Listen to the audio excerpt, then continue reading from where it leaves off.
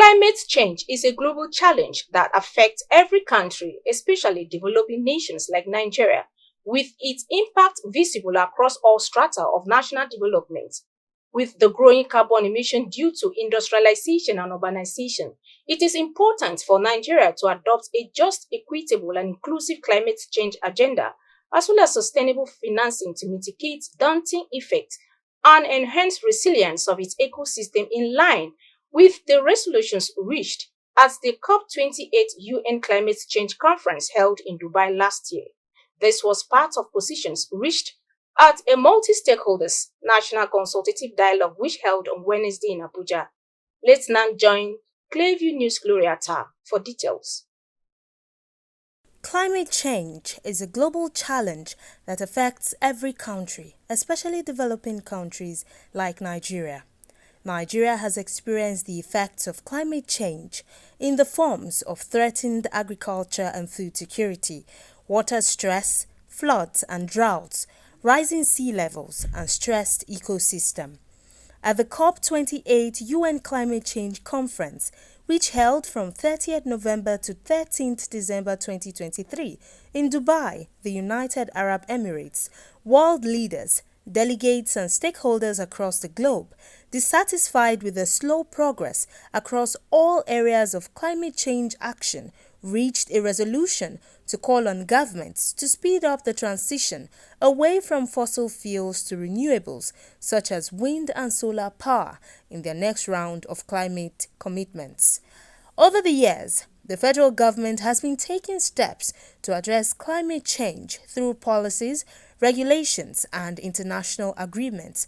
However, the country's efforts haven't yielded the needed results due to inadequate climate financing, political will, among others. Determined not to allow yet another cycle of failure in climate change actions across the country, stakeholders converged on Abuja for a multi-stakeholders national consultative dialogue to brainstorm, analyze and draw up lessons from the just concluded COP28 conference and chart a new course for accelerating climate change efforts in the country. Distinguished ladies and gentlemen, let's not underestimate the magnitude of the task before us.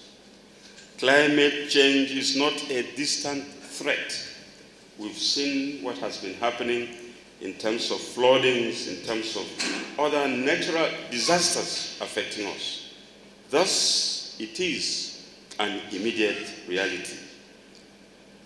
However, within this urgency lies an opportunity to define our relationship with the planet, to build a more resilient future for generations to come.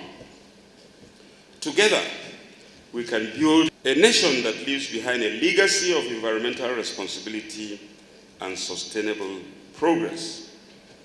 Africa holds a solution to the climate crisis, in as much as we contribute to the least and the most vulnerable continent to the impact of climate change. We are not going to look for anybody from outside the continent to come and proffer solution to our problem. We have all it takes to do it. All we are looking for is partnership. Africa is not a beggar. Nigeria is not a beggar. We want partnership on climate issues. Every COP process should provide us with a chance to come back home and place another brick in our climate action edifice. We must make it a point of duty to ensure that. That is my clarion call to all of you today. It is the communities that are bearing the brunt of climate change, and they are the one, I bet you many times that will go to the communities. They will be the one even suggesting to us that, oh, some years back we did something like this and we think this can work again, or we can adapt it, or we can improve on it to do something. So we are the solution. We, the communities and the CSOs that are working to enhance the work of the communities, you are the one that will provide that solution. So let's continue to see ourselves as the solution provider.